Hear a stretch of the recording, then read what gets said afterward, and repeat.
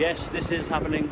You know what it's like. You take your dog for a walk, take your chairs with you.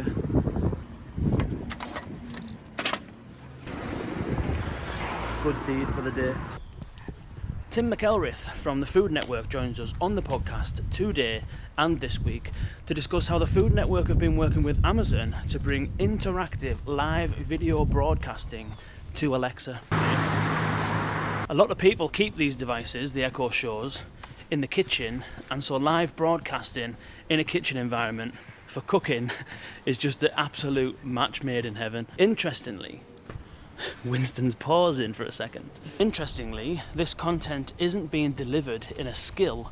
Instead, it's being served to Amazon as an endpoint along with a bunch of metadata. What that means is that instead of asking Alexa to ask the Food Network to show them some live cooking, you can just ask Alexa to show live cooking. It gets away with the whole having to remember that the Food Network skill exists and having to remember to invocate a third-party action or skill. I wonder whether this is one of the ways that Amazon is trying to address the discoverability situation that we discuss all the time on the podcast and in the community in general. This is in line with the concept of microservices and just providing endpoints to data and APIs with some metadata so Amazon can categorize it and so that all the interactions happen first party through Alexa and does away with the concept of skills. Whether this is the case or not, who knows?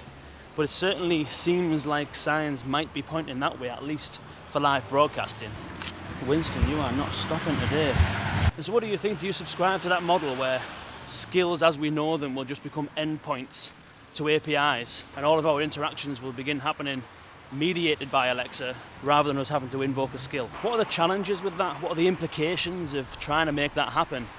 And do you think and agree that that's the way it's going? Let me know.